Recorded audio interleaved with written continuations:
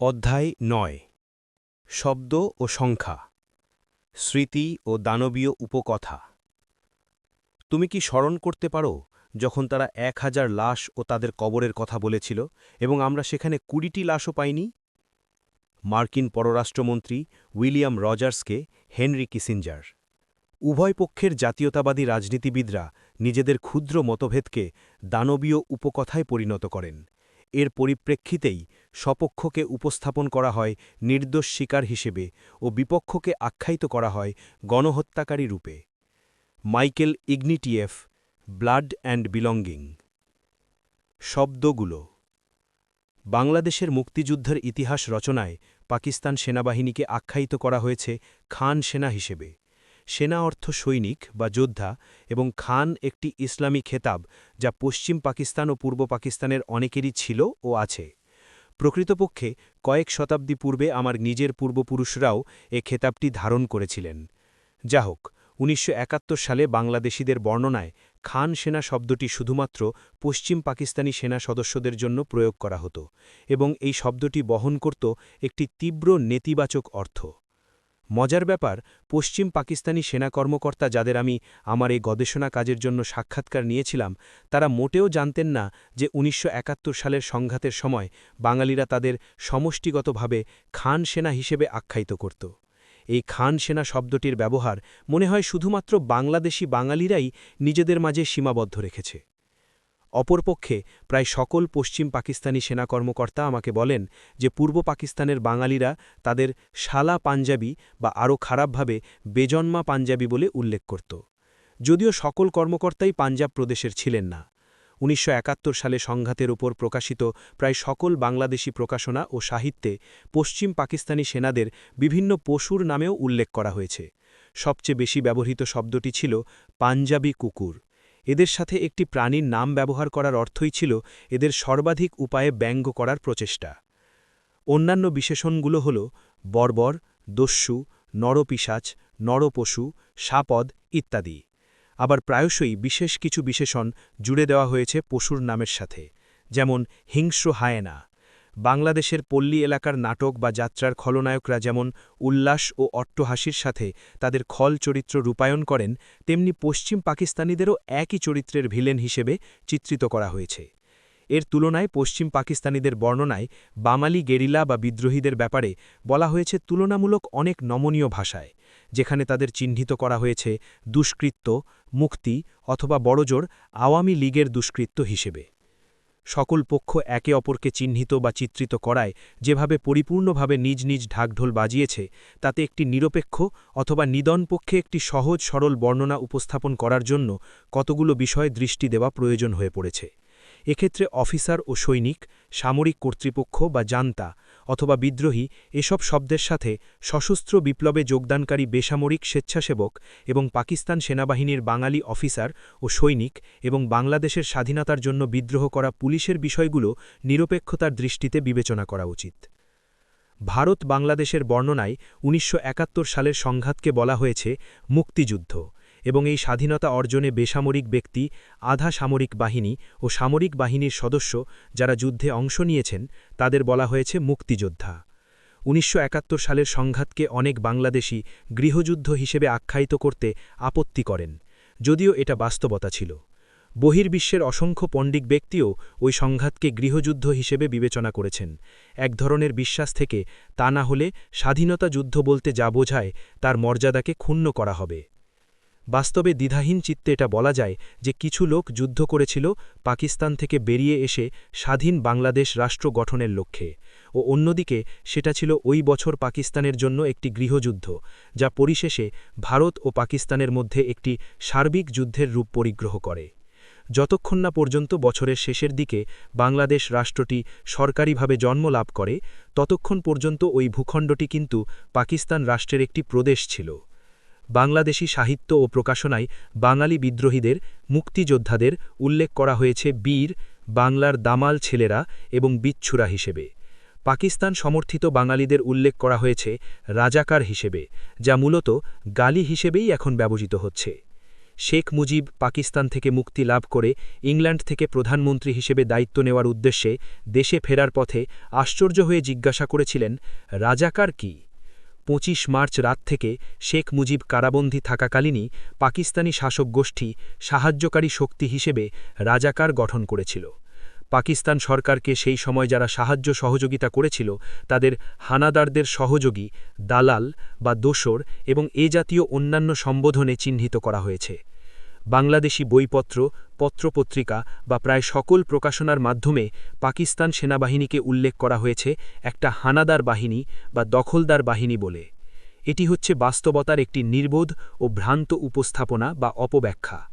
১৯৭১ সালে পূর্ব পাকিস্তান পাকিস্তানের একটি প্রদেশ ছিল ও পাকিস্তান রাষ্ট্রটি ১৯৪৭ সালে গঠিত হয়েছিল দক্ষিণ এশিয়ার মুসলমানদের আবাসভূমি হিসেবে। তখন পাকিস্তান গঠনে বাঙালি মুসলমানরাই পালন করেছিল গুরুত্বপূর্ণ ভূমিকা এবং তাদের আন্দোলনের ফলশ্রুতিতেই ওই রাষ্ট্রটির জন্ম হয়েছিল। ওই নতুন দেশটিতে তাই অন্যান্য সব প্রদেশের মতো পূর্ব পাকিস্তানেও পাকিস্তানি সেনাবাহিনী মোতায়েন করা হয়েছিল। বাঙালি যারা পরে নিশ্চিত হয় পাকিস্তান থেকে বিচ্ছিন্ন হতে, তারা পাকিস্তান সেনাবাহিনীকে শত্রু হিসেবে আখ্যায়িত করে একটি স্বাধীন দেশের জন্য যুদ্ধ করেছে এবং বাঙালি সেনারা পাকিস্তানি বাহিনীকে দখলদার বাহিনী বা আগ্রাসী বাহিনী হিসেবে চিহ্নিত করেছে, যেন ওই পাকিস্তানি বাহিনী তাদের ওপর হঠাৎ করেই উদয় হয়েছে কোনো ভিন দেশের মাটি থেকে। এছাড়া অনেক বাঙালি বিচ্ছিন্নতার ধারণাকে সমর্থন করেননি এবং পাকিস্তানি শাসক গোষ্ঠীকে বৈধ সরকার মেনে নিয়েছিলেন এবং কিছু বাঙালি সেনা কর্মকর্তা পাকিস্তান ভূখণ্ডকে রক্ষার জন্য পাকিস্তান সেনাবাহিনীতে থেকে গিয়ে পুরো সময়টা যুদ্ধ করেছিলেন। ১৯৭১ সালে পূর্ব পাকিস্তানে একটাই দখলদার শক্তি ছিল, আর তা হচ্ছে ভারত। দৈত্যের ন্যায় শত্রু। বাংলাদেশের স্বাধীনতা সংগ্রামকালে খলনায়ক হিসেবে জান্তার প্রতিকৃতি অঙ্কন ও সযত্ন অলঙ্করণ বেশ কিছু মজার রূপ ধারণ করেছিল। এর একটি ছিল ভিজুয়াল আর্ট। ওই সময়ের উল্লেখযোগ্য ও মনে রাখার মতো একটি সৃষ্টি ছিল জেনারেল ইয়াহিয়া খানের ব্যঙ্গাত্মক স্কেচ, ভ্রুকুটি করে একদৃষ্টে তাকিয়ে আছেন ও দাঁত যেন ড্র্যাকুলার মতো। জেনারেল ইয়াহিয়ার এ স্কেচটি একটি যথার্থ দৈত্যকেই যেন উপস্থাপন করেছিল। রাজনৈতিক ব্যঙ্গাত্মক শিল্প হিসেবে এটি ছিল অসাধারণ। প্রচারণা হিসেবে এ হাতিয়ারটি ছিল উল্লেখযোগ্যভাবে কার্যকরী, যা জেনারেল ইয়াহিয়া তার সরকার ও সেনাবাহিনীকে উপস্থাপন করেছিল দৈত্যতুল্য করে। যেহেতু জেনারেল ইয়াহিয়া খান সামরিক সরকারের প্রধান ছিলেন ও একক ব্যক্তি হিসেবে বাঙালি বিদ্রোহীদের ধ্বংসে সেনা অভিযানের নির্দেশ দেওয়ার সিদ্ধান্ত তিনিই দিয়েছেন, সেজন্য বাঙালি বিদ্রোহীদের দৃষ্টিতে তিনিই পরিগণিত হন দৈত্যের যথার্থ প্রতীকে। এরপরও এটাই অদিষ্টের পরিহাস যে সকল দায়দায়িত্ব তার কাঁধেই বর্তেছে। যদিও পূর্বের অধ্যায়ে উল্লেখ করা হয়েছে যে জেনারেল ইয়াহিয়া খান কখনোই বাঙালিদের বিরুদ্ধে পক্ষপাতিত্ব সহ্য করেননি বা এ ধরনের কর্মকাণ্ডকেও প্রশ্রয় দেননি। অপরদিকে তিনি বাঙালিদের অর্থনৈতিক বঞ্চনার কথা, সামরিক ও বেসামরিক বিভাগে তাদের চাকরির বিষয়টিও আন্তরিকভাবে মেনে নিয়েই এক ব্যক্তি এক ভোটের ভিত্তিতে নির্বাচন দিয়েছিলেন এবং গণতান্ত্রিক রাজনীতিতে বাঙালিরা সুবিধাজনক অবস্থানে থাকবে জেনেই নির্বাচনে রাজি হয়েছিলেন। নির্বাচনের পর মনে হয়েছিল যে তিনি বিজয়ী শেখ মুজিবের সাথে এক চমৎকার বোঝাপড়ার জন্য তৈরি ছিলেন, যার জন্য তিনি প্রকাশ্যে শেখ মুজিবকে পাকিস্তানের ভবিষ্যৎ প্রধানমন্ত্রী বলেও উল্লেখ করেছিলেন। অধিকাংশ ক্ষেত্রে কোনো প্রমাণ ছাড়াই স্বাধীনতাকামী পক্ষ পাক সেনাদের দৈত্যদানব ও ভয়ঙ্কর হিসেবে চিহ্নিত করার সব ধরনের পন্থাই অবলম্বন করেছে। নিরস্ত্র নেশামরিক লোকদের যথেচ্ছ হত্যা, মহিলাদের শ্লীলতাহানি, বিশেষ করে ধর্ষণ ও হত্যা এবং শিশু হত্যার ন্যায় অভিযোগগুলো হচ্ছে শত্রুর বিরুদ্ধে কুৎসা রটানোর এক স্বাভাবিক পদ্ধতি। পূর্বের অধ্যায়গুলোতে দেখা গেছে যে পাক সেনাবাহিনী অনেক স্থানেই নিরস্ত্র লোকদের হত্যা করেছে। ঢাকা বিশ্ববিদ্যালয়ে ২৫-২৬ মার্চ, শাঁখারীপট্টিতে ২৬ মার্চ, রাজশাহীর থানাপাড়ায় ১৩ এপ্রিল, চুকনগরে ২০ মে, বড়ইতলায় ১৩ অক্টোবর তারা অনেক নিরীহ মানুষ হত্যা করেছে বলে প্রমাণ পাওয়া গেছে। এসব স্থানে পাকবাহিনী যে হত্যাকাণ্ড চালিয়েছে তাতে একটি বিশেষ ধরন লক্ষ্য করা যায়, যেখানে তারা কেবল প্রাপ্তবয়স্ক পুরুষদের হত্যা করে কিন্তু মহিলা ও শিশুদের ছেড়ে দেয়। মহিলা হত্যা তাদের উদ্দেশ্য ছিল না বলেই মনে হয়। যেসব মহিলা তাদের গুলিতে মারা যায় তারা ছিল ক্রসফায়ারের শিকার। এসব দুর্ঘটনার বর্ণনা যেভাবে তুলে ধরা হয়েছে তাতে গুটিকয়েক সেনা সদস্যের কর্মকাণ্ড গোটা সেনাবাহিনী ও সে সময়কার শাসক গোষ্ঠীকে কলঙ্কিত করার জন্য যথেষ্ট। যা হোক, দানবীয়করণের যে প্রক্রিয়া অনুসরণ করা হয়েছে তাতে প্রকৃতপক্ষে যা ঘটেছিল তার চেয়ে প্রচার করা হয়েছে অনেক বেশি। প্রকৃত ঘটনায় হতাহতের সংখ্যাকে অতিরঞ্জিত করে প্রকাশ করা ছাড়াও অপ্রয়োজনীয় বিকৃত তথ্য প্রায়শই অবিশ্বাস্যভাবে স্বাধীনতার সমর্থিত বাঙালিরা উদাহরণ স্থাপন করে উল্লেখ করেছে, যার কিছু ছিল প্রকৃত ঘটনার বিকৃত রূপ, অন্যগুলো মন গড়া, এবং এর বাইরেও বাঙালি স্বাধীনতাকামীদের বর্বরতার অভিযানকে অনেক ক্ষেত্রেই শত্রুপক্ষের ওপর চাপিয়ে দেওয়ার মতো ঘটনাও ঘটেছে। এগুলোর আসলে কোনো প্রয়োজন ছিল না, বরং এসবকে অর্থহীন বিকৃতিকরণ ছাড়া আর কিছু বলা যায় না। এভাবে বিকৃতভাবে ঘটনাকে উপস্থাপন করা হয়েছে বলেই ১৯ মার্চের জয়দেবপুরের ঘটনাটি বাংলাদেশের স্বাধীনতা সংগ্রাম সংক্রান্ত সাহিত্যে বা ইতিহাসে নিরস্ত্র জনসাধারণের ওপর সেনাবাহিনীর বেপরোয়া গুলিবর্ষণের ঘটনা হিসেবে চিত্রিত হয়েছে।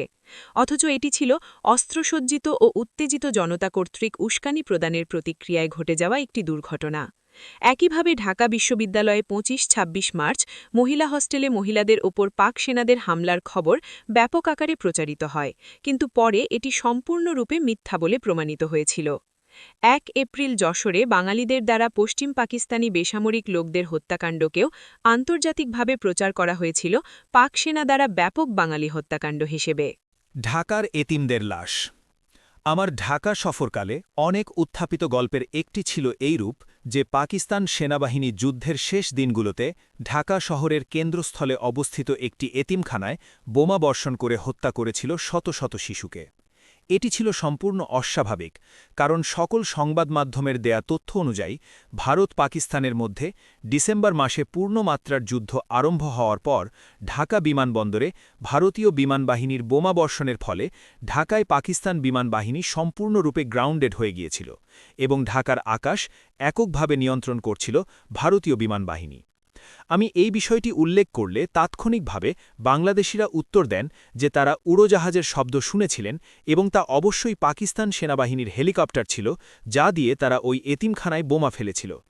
আমার প্রশ্ন, কেন পাকিস্তান সেনাবাহিনী ঢাকায় এতিমখানায় বোমা নিক্ষেপ করবে, যে শহর রক্ষায় তারা নিজেরাই ছিল ব্যস্ত এবং সেই সময় দেয়ালে পিঠ ঠেকিয়ে দিয়েই তাদের সৈন্যরা যুদ্ধ করছিল ভারতের সাথে? এর কোনো সঠিক উত্তর বাংলাদেশিদের জানা ছিল না, তবে অতি অবশ্যই পাকিস্তানিদের তারা নরপশু বা দৈত্য হিসেবে চিহ্নিত করায় মোটেই বিরতি দেয়নি। তাদের কাছে পশ্চিম পাকিস্তানিরা ছিল কেবলই দৈত্যদানব।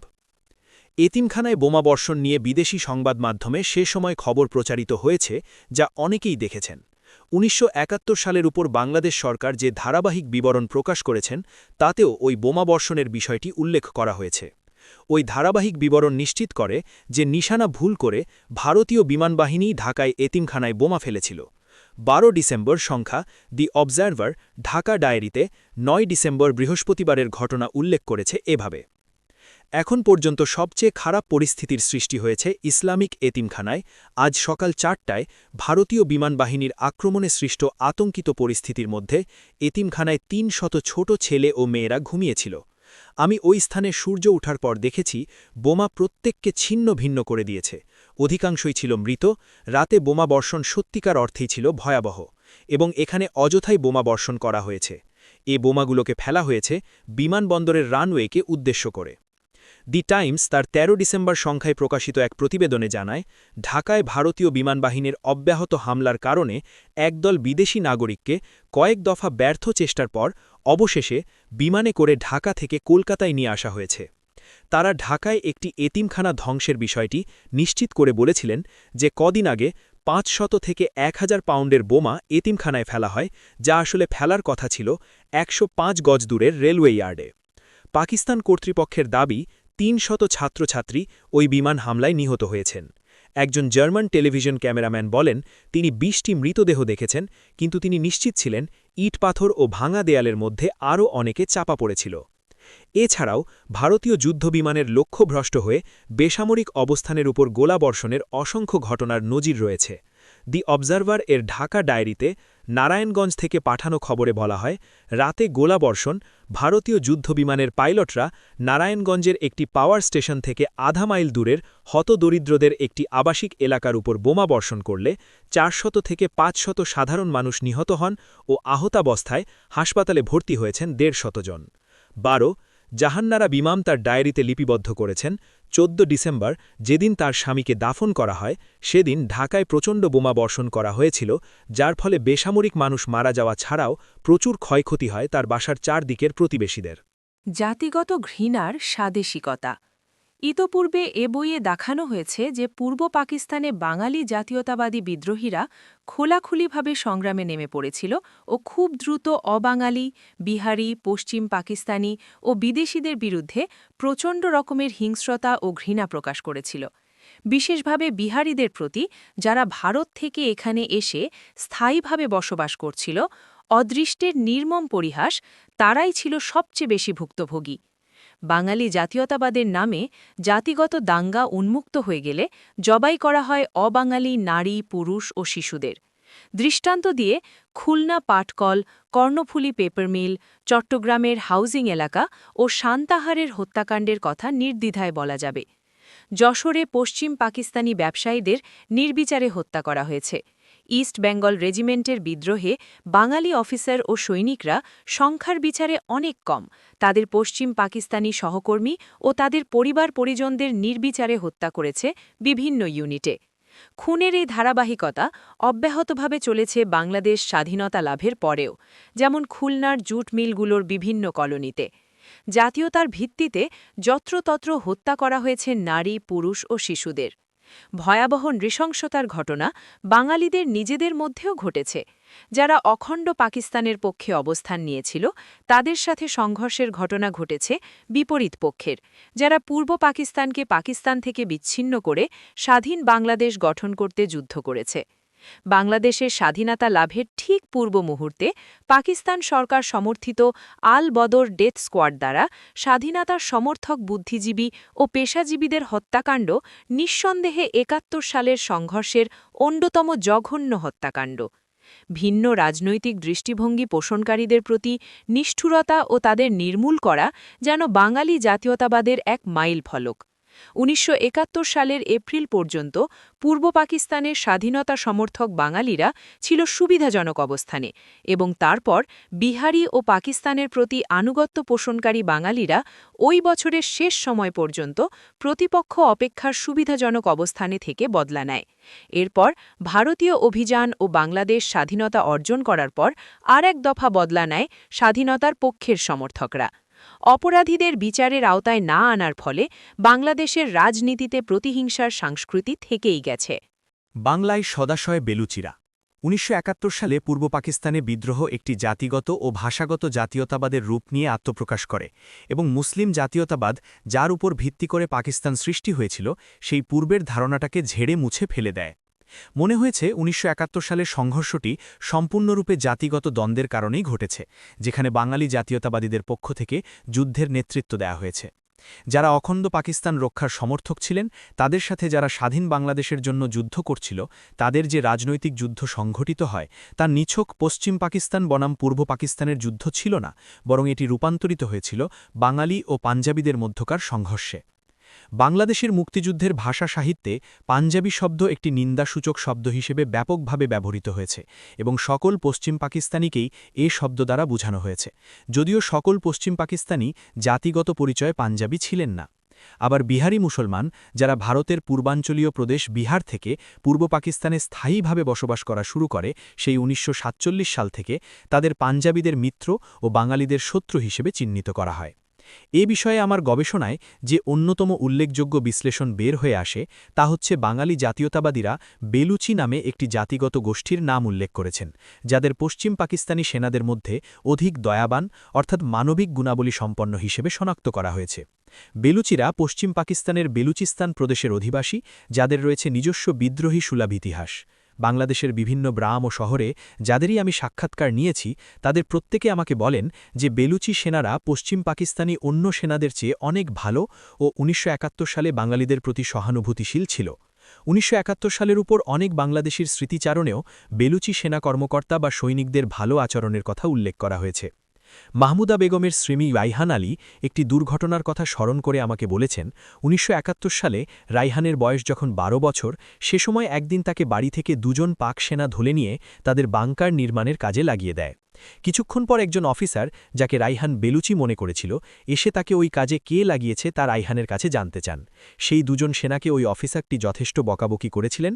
এরপর রাইহানকে কিছু টাকা দিয়ে বলেছিলেন বাড়ি ফিরে যেতে। ঢাকার গেরিলা গ্রুপের আবুল বারক আলভি ও তার সহযোদ্ধাদের ঢাকায় এমপি হোস্টেলে অবস্থিত সামরিক আদালতে জেরা করার সময় ও নির্যাতন চালানোর পর তাদের কোনো কিছু খেতে দেয়া হয়নি, এমনকি পানিও দেয়া হয়নি। কিন্তু কিছুক্ষণ পরেই একজন বয়স্ক সৈনিক তাদের রুটি খেতে দেন। আলভির ধারণায় সৈনিকটি ছিল বেলুচি। চট্টগ্রামে প্রবর্তক সংঘ ওয়েলফেয়ার অর্গানাইজেশনের জলধর সেনগুপ্ত লিখেছেন, তিনি সহ কয়েকজন ২০ মে ধলঘাটে অবস্থিত তাদের একটি কেন্দ্রে আশ্রয় নিলে সেখানে ৫ জন পাকিস্তানি সৈনিক এসে উপস্থিত হয়। তিনি বলেন, পাক সেনারা আমাদের সেখানকার স্কুলের মাঠে বসতে বলে। পাক সেনাদের ৫ জনের ৩ জন বেলুচ সেনা আমাদের বলে, আমরা নিরস্ত্র বয়স্ক লোকদের গুলি করব না, এবং এরপর তারা ওই স্থান ত্যাগ করে চলে যায়। বাকি ২ জন পাঞ্জাবি সেনার একজন আমাদের উপর গুলি ছুঁড়েছিল। ২৯ মার্চ রাতে কুমিল্লায় তাদের বাড়িতে কিভাবে পাক সেনারা ঢুকে পড়ে তার এক ভয়াবহ বর্ণনা দিয়েছেন প্রতীতি দেবী। পাক সেনারা তার বয়স্ক শ্বশুর, রাজনীতিবিদ ও আইন পরিষদের সদস্য ধীরেন্দ্রনাথ দত্ত ও তার দেবর দিলীপকে ধরে নিয়ে যায়, যারা আর কোনো দিন ফিরে আসেননি। তাদের বাড়িতে সম্পূর্ণ তল্লাশি চলাকালীন তাঁকে ও তার কন্যাকে একটি ঘরে থাকতে বলা হয়, এবং বাড়ি থেকে সর্বশেষ সৈনিক চলে যাওয়া পর্যন্ত একজন তরুণ বালুচ ক্যাপ্টেন সে ঘরটার দরজার সামনে দাঁড়িয়েছিল। পরে আমি উপলব্ধি করেছিলাম যে ওই একটি তরুণ বেলুচির জন্যই আমার কন্যা অ্যারোমা ও আমি সেদিন প্রাণে বেঁচে গিয়েছিলাম। ১৯৭১ সালে পূর্ব পাকিস্তানে মোতায়েনকৃত পাকিস্তান সেনাবাহিনীতে এত বেশি সংখ্যক বেলুচির উপস্থিতি অনেকটা বিস্ময়কর বলেই মনে হয়েছে, কারণ পাকিস্তান সেনাবাহিনীতে ঐতিহাসিকভাবে জাতিগত বেলুচি সেনার আনুপাতিক হার বরাবরই অত্যন্ত কম। পূর্ব পাকিস্তানে সে সময় বেলুচ রেজিমেন্ট ছিল, কিন্তু বেলুচ রেজিমেন্ট শুধুমাত্র জাতিগত বেলুচি দ্বারা গঠিত ছিল না, বরং অধিকাংশ সেনা সদস্য ছিল পাঞ্জাবি ও পাঠান। প্রকৃতপক্ষে আমি পাকিস্তানে যাদের সাক্ষাৎকার নিয়েছি তারা মোটামুটি নিশ্চিত হয়ে আমাকে বলেছেন যে ১৯৭১ সালে পাকিস্তান সেনাবাহিনীর অন্য যে রেজিমেন্টগুলো পূর্ব পাকিস্তানে ছিল তাদের সাথে বেলুচিরা ছিল না। এছাড়া অন্য একটি জাতিগত গোষ্ঠীকেও সহানুভূতিশীল ও ভালো আচরণের জন্য প্রশংসা করেছেন বাঙালিরা, যারা ছিল জাতীয়তার পরিচয় পাঠান। পাকিস্তান সেনাবাহিনীতে অবশ্যই অফিসার ও সৈনিকদের মধ্যে অনেক জাতিগত পাঠান ছিল। এখানে জেনারেল ইয়াহিয়া খানের নাম উল্লেখ করা যেতে পারে, যাকে বাঙালিরা দৈত্য দানবের সাথে তুলনা করেছেন। সেই জেনারেল ইয়াহিয়া খান ছিলেন একজন পার্সি ভাষাভাষী পাঠান। পূর্বাঞ্চলীয় কমান্ডার লেফটেন্যান্ট জেনারেল আমির আবদুল্লাহ খান নিয়াজি, যিনি 57 ব্রিগেডের নেতৃত্বে ছিলেন এবং ঢাকা ও রাজশাহীতে মার্চ-এপ্রিল মাসে সামরিক অভিযানে মুখ্য ভূমিকা পালন করেন, তিনিও ছিলেন একজন পাঠান। অপরপক্ষে বাঙালি জাতীয়তাবাদীদের চোখে বীর ও ভারতীয় সেনাবাহিনীর eastern commander lieutenant general Jagjit Singh Aurora একজন পাঞ্জাবি, এবং ভারতীয় সেনাবাহিনীতে পাঞ্জাবি সেনা কর্মকর্তা ও সৈনিক রয়েছে অনেক বেশি সংখ্যক।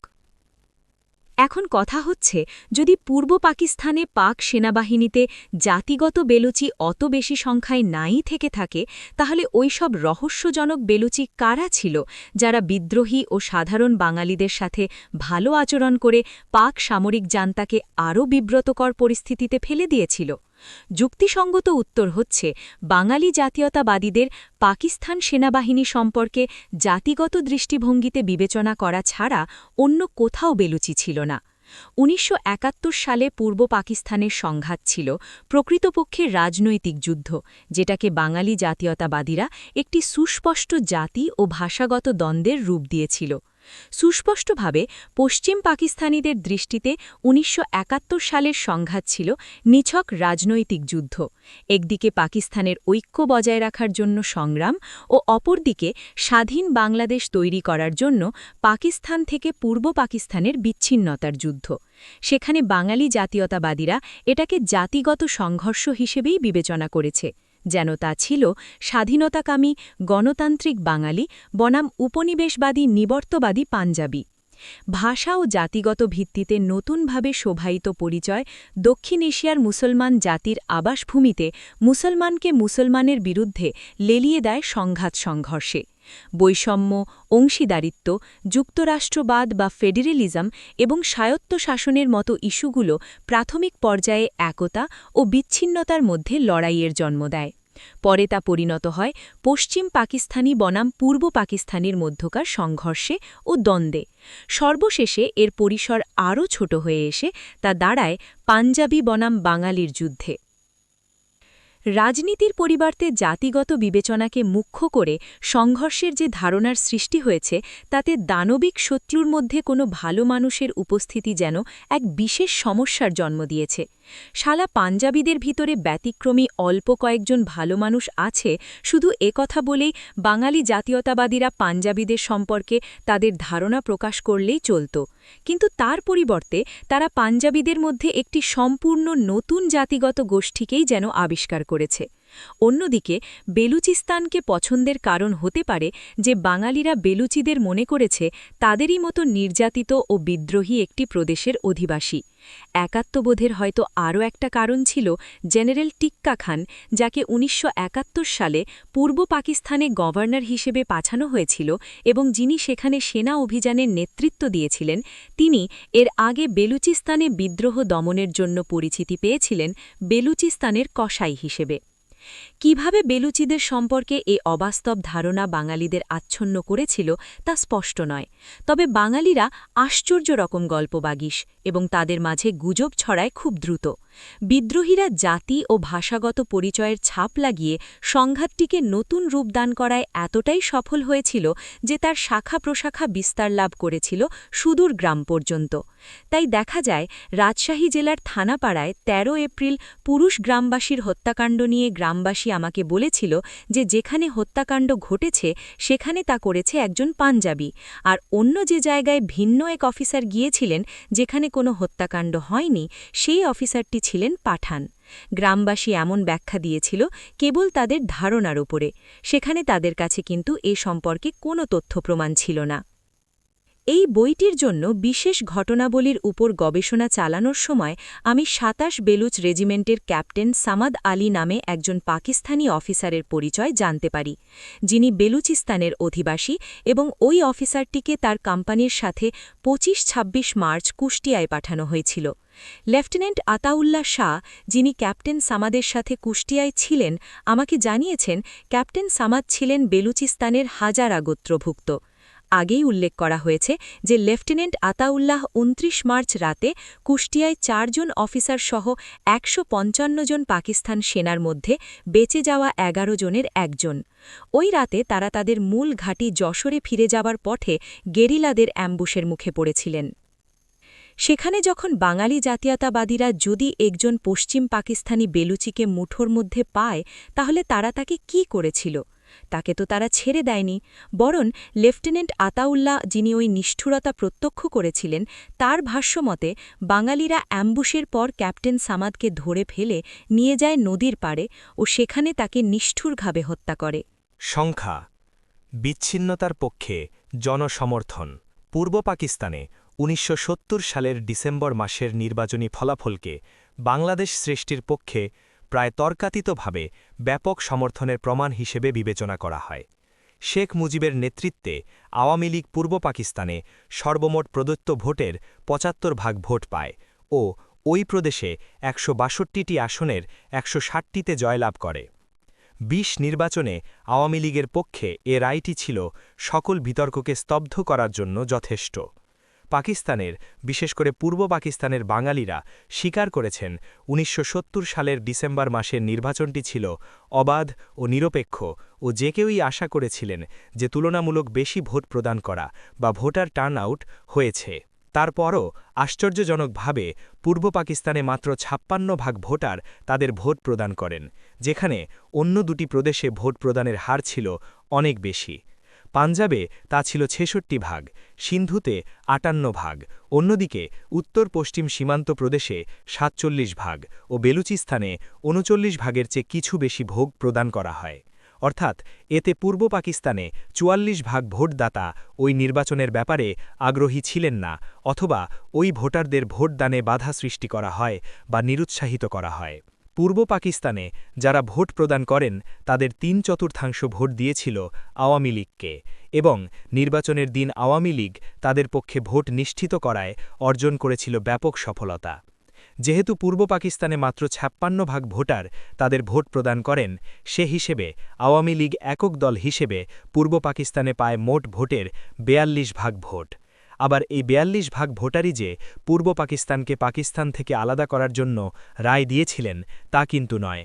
ভোটারদের তুলনামূলক কম উপস্থিতি থেকে আন্দাজ করা যায় যে ভোটাররা ওই নির্বাচনকে বিচ্ছিন্নতার পক্ষে একটি গণভোট রূপে বিবেচনা করেননি। নির্বাচনী প্রচারণায়ও শেখ মুজিব কখনোই মূল ফেডারেশন থেকে পূর্ব পাকিস্তানকে বিচ্ছিন্ন করার কথা কোথাও বলেননি। তবে হ্যাঁ, যারা শেখ মুজিবের পক্ষে ভোট দিয়েছিলেন তাদের অনেক অভিযোগ ছিল কেন্দ্রের বিরুদ্ধে। তারা চেয়েছিলেন পরিবর্তন, বৈষম্যের অবসান ও অধিক স্বায়ত্তশাসন। কেবলমাত্র অজানা একটি ক্ষুদ্র অংশ হয়তো সে সময় সরাসরি বিচ্ছিন্নতা কামনা করেছিল। একইভাবে মোট ভোটারের ৫৮% যারা শেখ মুজিবকে ভোট দেননি তারা হয়তো ভোটের দিন বাড়িতেই অবস্থান করেছেন অথবা অন্যান্য দলকে ভোট দিয়েছেন। এরাও যে আবার সাম্যাবস্থা বা স্ট্যাটাস কুয়ো বজায় রাখার পক্ষে মত প্রদান করেন তা নাও হতে পারে। তারাও অন্যান্য ভোটারের মনের ক্ষোভের সাথে একাত্মতা প্রকাশ করেছেন, তবে শেখ মুজিব বা তার দলকে সমস্যা সমাধানে সঠিক সমাধান বলে মনে করেননি। বাংলাদেশের স্বাধীনতা সংক্রান্ত প্রকাশনা বা সাহিত্যে একটি অত্যন্ত স্পষ্ট বিষয় হচ্ছে রাজাকার বা কোলাবোরেটার্স শব্দের ব্যাপক বিকৃত উপস্থিতি। রাজাকার বা কোলাবোরেটার সহযোগী হচ্ছে সেসব বাঙালি যারা পাকিস্তানের দুই অংশকে সংযুক্ত রাখতে আন্তরিকভাবে সচেষ্ট ছিল এবং তারা চাননি যে পাকিস্তান ভেঙে যাক। এককভাবে বাংলাদেশীদের স্মৃতিচারণমূলক রচনার ১৩ খণ্ড, স্মৃতি ১৯৭১ ও অন্যান্য সকল স্বাধীনতার পক্ষের সাহিত্য অখণ্ড পাকিস্তানের পক্ষে থাকা ও জান্তার সমর্থকদের বর্ণনায় পরিপূর্ণ। এসব সাহিত্যে তাদের খুব নেতিবাচকভাবে উপস্থাপন করা হয়েছে, যেন তারা স্বাধীনতার ডাকে সাড়া দেয়নি। মুক্তিযোদ্ধাদের ব্যাপারে পাক কর্তৃপক্ষকে তথ্য সরবরাহ করেছে, মুক্তিযোদ্ধাদের গ্রেপ্তার করেছে, পাক কর্তৃপক্ষের কাছে হস্তান্তর করেছে, আটকে রেখেছে, এমনকি তাদের মুক্তিযোদ্ধাদের হত্যা করেছে। বলা যায়, উল্লেখিত সাহিত্যে, প্রকাশনায় এ ধরনের চরিত্র প্রত্যেকটি ঘটনায়, প্রত্যেকটি গল্পে এবং প্রতিটি প্রতিবেশীর মাঝেই যেন উপস্থিত রয়েছে। প্রতিটি ক্ষেত্রেই তা ফুটিয়ে তোলা হয়েছে, বর্ণনা করা হয়েছে। হতে পারে রাজনৈতিকভাবে সক্রিয় রাজাকাররা কেবলমাত্র একটি সংখ্যালঘিষ্ঠ শ্রেণী ছিল, কিন্তু তারা সহ স্বাধীনতার পক্ষে সক্রিয় যোদ্ধাদের ক্ষেত্রেও রাজনৈতিক বিভাজনের সব দিকেই সমর্থক কর্মী বাহিনী ছিল। তবে এমন অনেক মানুষ ছিলেন যারা নীরবে ওইসব অর্থাৎ রাজাকার বা মুক্তিযোদ্ধা উভয় শ্রেণীর পক্ষের মতাদর্শকে সমর্থন জানিয়েছিলেন। আবার একটি বিশাল অংশ দৃঢ়ভাবে এ পক্ষ ও ও পক্ষ কোনো পক্ষের সাথেই ছিলেন না। বাংলাদেশী স্বাধীনতার পক্ষের সাহিত্যে নিরন্তর অভিযোগ উত্থাপন করা হয়েছে যে পাকিস্তানপন্থী বা তাদের দোসরদের স্বাধীন বাংলাদেশে দ্রুত পুনর্বাসন করা হয়েছে এবং তারা উচ্চ সরকারি পদে ও প্রভাবশালী আসনে বসার সুযোগ পেয়েছে। এতে এটাই প্রমাণ হয় যে বাংলাদেশ সৃষ্টির সক্রিয় সমর্থনের বিরোধী, এমনকি ১৯৭১ সালে পাকিস্তান থেকে বিচ্ছিন্নতার সক্রিয় বিরোধিতা বহু বাংলাদেশীর কাছে বৃহৎ কোনো অপরাধ বলে স্বীকৃত পায়নি। এমনকি যারা পশ্চিম পাকিস্তানি কর্তৃক শোষণের ব্যাপারে সোচ্চার ছিলেন, তারা হয়তো ২০ বছর পূর্বে অর্জিত একটি মাতৃভূমি থেকে তাৎক্ষণিক ও হঠাৎ বিচ্ছিন্নতায় অবাক হয়ে পড়েছিলেন ও তা মেনে নিতে পারেননি। তারা পশ্চিম পাকিস্তানিদের শোষণ থেকে মুক্তি চেয়েছিলেন, কামনা করেছিলেন সমানাধিকার, কিন্তু বিচ্ছিন্নতা তাদের কাম্য ছিল না। যুদ্ধের দিনক্ষণ ১৯৭১ সালে ভারত ও পাকিস্তানের মধ্যে সর্বাত্মক যুদ্ধ শুরু হওয়ার তারিখটি একটি বিতর্কের বিষয়। ভারতীয় কর্তৃপক্ষের ঘোষণা করা তারিখটি ছিল ৩ ডিসেম্বর, যেটি ব্যাপকভাবে প্রচারিত ও প্রচলিত। কিন্তু মূলত এ তারিখটি হচ্ছে ভারতের পশ্চিম রণাঙ্গনে যুদ্ধ শুরুর তারিখ মাত্র। প্রকৃতপক্ষে যুদ্ধে ভারতের সংশ্লিষ্টতা শুরু হয় এর অনেক পূর্বেই, মার্চ মাসের প্রথম থেকে, এবং পাকিস্তানের পূর্বাঞ্চলীয় প্রদেশের আভ্যন্তরীণ রাজনীতিতে ভারত সম্ভবত জড়িয়ে পড়েছিল তারও বেশ আগে। অগণিন মুক্তিযুদ্ধ সমর্থক বাংলাদেশী ভারতের সাথে সার্বক্ষণিক নিবিড় যোগাযোগ রক্ষা ও সমন্বয় সাধনের বিষয়টি স্পষ্টভাবে স্বীকার করেছেন মুক্তিযুদ্ধের ইতিহাসে তাদের দেয়া বিভিন্ন বিবৃতি ও বর্ণনায়। অনেক পাকিস্তানি সেনা কর্মকর্তার কাছ থেকে জেনেছি যে ভারতীয়রা ওই বছরের প্রথম দিক থেকেই পূর্ব পাকিস্তানের ভূখণ্ডে প্রবেশ করেছিল। ১৯৭১ সালে ১৮ সেপ্টেম্বর দি গার্ডিয়ানের একজন বাঙালি বংশোদ্ভূত প্রতিবেদক তার এক গাইড সহ ভারতে মুক্তিবাহিনীর প্রশিক্ষণ শিবির পরিদর্শন করে ও পূর্ব পাকিস্তান ঘুরে এসে তার রিপোর্টে উল্লেখ করেন যে পূর্ব পাকিস্তানের ভূখণ্ডে বড় অভিযানগুলো সবসময় ভারতীয়রাই পরিচালনা করছে। তিনি যে সীমান্ত এলাকা সফর করেন সেখানে শত শত বাঙালি স্বেচ্ছাসেবকদের উপস্থিতি থাকলেও ওই সময় পর্যন্ত মাত্র ৬ জনকে প্রশিক্ষণ দেয়া হয়েছিল এবং কেবলমাত্র ৩ জন অংশ নিয়েছিল কোনো অভিযানে। কাজেই সর্বাত্মক যুদ্ধ পূর্ব পাকিস্তানে আরম্ভ হয়েছিল ৩ ডিসেম্বরের অনেক আগেই। ইস্টার্ন কমান্ডার জেনারেল নিয়াজি ভারতের লাইটনিং ক্যাম্পেন বা বিদ্যুৎ গতির অভিযান সম্পর্কিত দাবির প্রেক্ষিতে এতটাই বিস্মিত হন যে তিনি যুদ্ধে ভারতের অংশগ্রহণের সময় নিয়ে তার বইয়ে একটি পৃথক অধ্যায় রচনা করেন, যুদ্ধের তারিখ বা the date of the war শিরোনামে। সেখানেও তিনি উল্লেখ করেন ১৯৭১ সালে নভেম্বর মাসের ২০-২১ তারিখ রাতে ভারতীয় বাহিনী ৪ দিক থেকে পূর্ব পাকিস্তান আক্রমণ করে।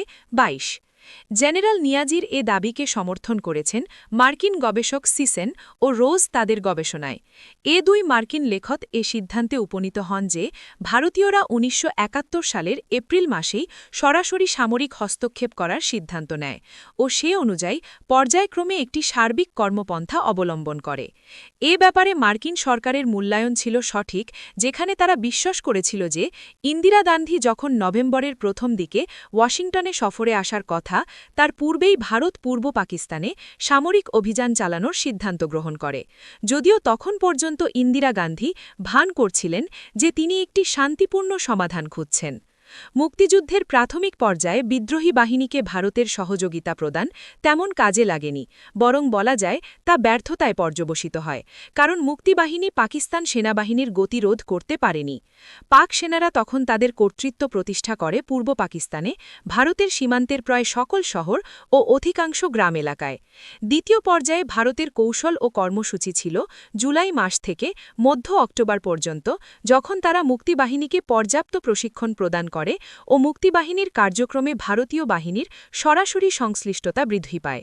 এ পর্যায়ে মুক্তিবাহিনীর অভিযানে ছদ্মবেশে ভারতীয় বাহিনীর অংশগ্রহণ ও গুরুত্বপূর্ণ কৌশলগত লক্ষ্যবস্তুতে আঘাত হানা নিত্য নৈমিত্তিক ব্যাপার হয়ে দাঁড়ায়, যেখানে প্রয়োজনে ব্যবহার করা হয় ভারতীয় গোলান্দাজ বাহিনীকে। পরবর্তী পর্যায়ে ছিল মধ্য অক্টোবর থেকে ২০ নভেম্বর ব্যাপী। সিসান ও রোজের মতে সে সময় ভারতীয় গোলান্দাজ বাহিনীকে ব্যাপকভাবে ব্যবহার করা হয় এবং ভারতীয় সেনাবাহিনী, ট্যাঙ্ক ও বিমান বাহিনীকেও ব্যবহার করা হয় পূর্ণমাত্রায়।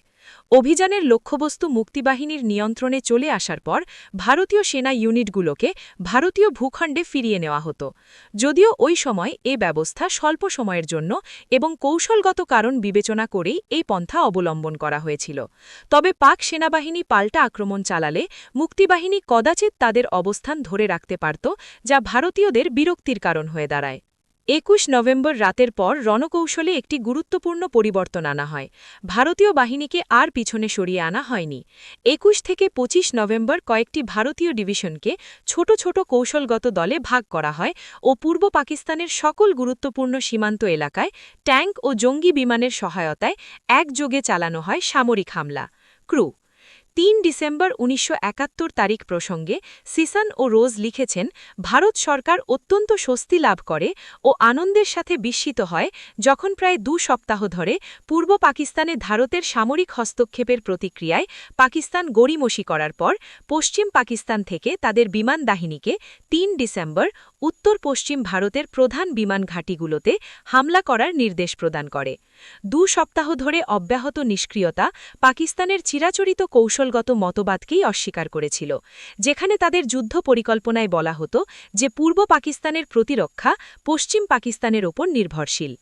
এত কিছুর পরও অদ্ভুত গোলমেলে ব্যাপার হচ্ছে, জেনারেল নিয়াজি নিশ্চিত করে বলেছেন তাকে না জানিয়ে বা তার সাথে কোনো ধরনের পরামর্শ ছাড়াই পাকিস্তান অবশেষে 3 ডিসেম্বর পশ্চিম রণাঙ্গনে হামলা চালায়, অথচ ইস্টার্ন কমান্ড ইতোমধ্যেই পূর্ব রণাঙ্গনে যুদ্ধে লিপ্ত হয়ে পড়েছিল।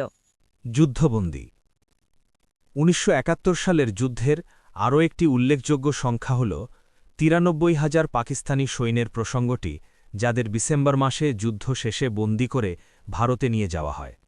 যুদ্ধবন্দী সৈন্যের এ সংখ্যাটি একাধিকবার বিভিন্ন প্রচার মাধ্যমে, বাস্তবে ও সব ধরনের প্রকাশনায় সত্য হিসেবে মেনে নেয়ার চেষ্টা করা হয়েছে, এবং এ সংখ্যাটিকে কখনোই চ্যালেঞ্জ করা হয়নি। বিষয়টি মোটেই সাধারণ কোনো বিষয় নয়, কারণ ভারতের মাটিতে পাকিস্তানি বন্দী সেনাদের সংখ্যাটি অবশ্যই হতে হবে সঠিক সংখ্যা। এখানে প্রায় জাতীয় শব্দ দ্বারা সংখ্যাটি প্রকাশ করা কোনোভাবেই উচিত নয়। তারপরও 93,000 পাকিস্তানি সেনাকে ভারতে নিয়ে যাওয়া হয়নি, অর্থাৎ প্রকৃতপক্ষে কোনোভাবেই বন্দী সেনাদের সংখ্যা 93,000 ছিল না। 1971 সালের মার্চ মাসে পূর্ব পাকিস্তানে পশ্চিম পাকিস্তানি সৈন্য সংখ্যা ছিল 12,000। সংকট মোকাবিলায় আরও সৈন্য আনা হয়েছিল 1971 সালের এপ্রিল থেকে ডিসেম্বর মাস পর্যন্ত। পূর্বাঞ্চলীয় কমান্ডের commander lieutenant general A K Niazi এ ব্যাপারে লিখেছেন, আমার হাতে মোট সৈনিক বা যোদ্ধা ছিল 45,000। এর মাঝে 34,000 ছিল সেনাবাহিনী থেকে ও 11,000 ছিল সিএএফ, সিভিল আর্মড ফোর্সেস, প্যারামিলিটারি ও পশ্চিম পাকিস্তানি বেসামরিক পুলিশ ও অস্ত্রধারী নন কম্ব্যাটেন্টস।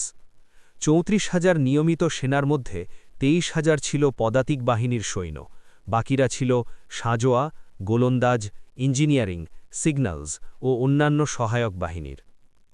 তাহলে কিভাবে 34,000 সেনা সদস্য ও 11,000 বেসামরিক পুলিশ ও অন্যদের সহ মোট 45,000 সদস্যের বাহিনী দ্বিগুণেরও বেশি 93,000 সৈন্য হয়ে ডিসেম্বর মাসে ভারতে যায় যুদ্ধবন্দী হিসেবে?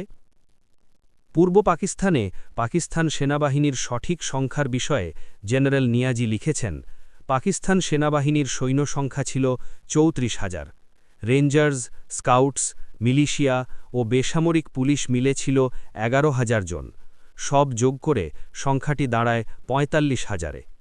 আমরা যদি এর সাথে নৌ ও বিমান বাহিনীর ডিট্যাচমেন্টস ও সকল পোশাকধারী যারা ফ্রি রেশন পেত, যেমন মার্শাল ল হেডকোয়ার্টার, ডিপোসমূহ, প্রশিক্ষণ প্রতিষ্ঠান, ওয়ার্কশপ, কারখানা, নার্স, মহিলা ডাক্তার, বাবর, বাঁচি ও ঝাড়ুদারের সংখ্যা যোগ করি, তাহলে মোট 55,000 জন হবে, এবং কোনোভাবেই 96,000 বা 1 লক্ষ জন হবে না।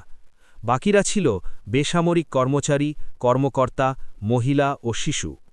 সুতরাং বারবার যে 93,000 পাকিস্তানি সেনাকে যুদ্ধবন্দী হিসেবে বাংলাদেশ থেকে ভারতে নিয়ে যাওয়া হয়েছে বলে বলা হয়, তা সঠিক নয় ও এতে পূর্ব পাকিস্তানে পাকিস্তানের সেনা শক্তিকে অনেকখানি বাড়িয়ে বলে বিভ্রান্তির সৃষ্টি করা হয়েছে। এছাড়া আরও কিছু পাকিস্তানি যুদ্ধবন্দীর সংখ্যা অজান্তেই থেকে যায়, যাদের 1971 সালের প্রথম দিক থেকেই শত্রু সেনা হিসেবে ভারতের মাটিতে বন্দী রাখা হয়। 27 বালুচ রেজিমেন্টের লে আতাউল্লাহকে গ্রেফতার করা হয় কুষ্টিয়ায় 29 মার্চ, ও এপ্রিলের প্রথম দিকে বিদ্রোহী বাঙালিরা তাকে ভারতীয় সীমান্তরক্ষীদের হাতে তুলে দেয়।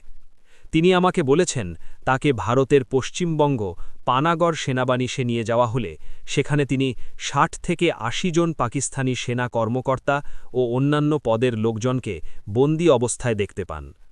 মার্চ থেকে ভারতে বন্দী অন্যান্য পাকিস্তানি অফিসারদের মধ্যে ছিলেন 4 ইস্ট বেঙ্গল রেজিমেন্টের লেফটেন্যান্ট কর্নেল খিজির হায়াত ও ওই ইউনিটের অন্যান্য অফিসাররা। এদের ওই ইউনিটের বিদ্রোহী Bengali second in command major Khaled Mosharraf হত্যা না করে নিজের হেফাজতে নিয়ে পরে ভারতীয় কর্তৃপক্ষের কাছে হস্তান্তর করেছিলেন। খানাপাড়ার গ্রামবাসীর ভাষ্য অনুযায়ী ১১ই এপ্রিল সারদা পুলিশ একাডেমিতে প্রশিক্ষণরত ২৫ জন পশ্চিম পাকিস্তানি শিক্ষানবিশকেও গ্রেফতার করে ভারতীয় সীমান্তরক্ষীদের হাতে তুলে দেওয়া হয়েছিল। ৩০ লাখ গণহত্যা একটি চূড়ান্ত যোগসূত্র। সর্বশেষ যে শব্দ সংখ্যার সমন্বিত উদাহরণ দেয়া যায় তা হচ্ছে ৭১ সালের যুদ্ধে নিহতদের সংখ্যা নিয়ে। বাংলাদেশিদের দাবি, যা ভারতীয় সহ বিশ্বের অনেক মানুষ এমনকি অনেক পাকিস্তানিরাও বিশ্বাস করেন, যে পাক সেনাবাহিনী ৭১ সালের যুদ্ধে গণহত্যা চালিয়ে ৩ মিলিয়ন অর্থাৎ ৩০ লাখ বাঙালি হত্যা করেছে। প্রাধান্য বিস্তারকারী বর্ণনায় বলা হয়েছে, সে সময় পাকিস্তান সেনাবাহিনীর যারা পূর্ব পাকিস্তানে নিয়োজিত ছিলেন তাদের সকলেই ছিলেন পশ্চিম পাকিস্তানি ও ধরে নেওয়া হয় নিহতদের বেশিরভাগই ছিল জাতিগতভাবে বাঙালি অর্থাৎ বিদ্রোহী প্রদেশের সংখ্যাগরিষ্ঠ অধিবাসী। নিহত ৩০ লাখ বাঙালিকে আবার স্বাভাবিকভাবেই নিরপরাধ হিসেবে উল্লেখ করা হয়েছে, যারা কেউই যোদ্ধা ছিল না, এবং এই ৩০ লাখ লোককে হত্যা করা হয়েছিল তাদের জাতি ও ভাষাগত পরিচয়ের উপর ভিত্তি করে। আমি এ বিষয়ে গবেষণা আরম্ভ করেছিলাম শুরু থেকে, যেখানে কলকাতায় শিশুবস্থায় ৭১ সালের স্মৃতিগুলো জড়িয়েছিল এবং সেখানে বেড়ে উঠেছি ওই ধরনের ধারণার মধ্য দিয়েই। আমি ধারণা করেছিলাম ৩০ লাখের সংখ্যাটি হয়তো কাছাকাছি হবে বা প্রায় ৩০ লাখ হবে, কিন্তু এটি ছিল ব্যায়ামবীরদের মাংসপেশি স্ফীত হওয়ার মতো একটি ফুলে ফেপে ওঠা সংখ্যা মাত্র। আমি এও মনে করেছিলাম যে এটি সরজমিনে পরীক্ষিত ও বাস্তবতার ভিত্তিতে প্রতিষ্ঠিত একটি হিসাব।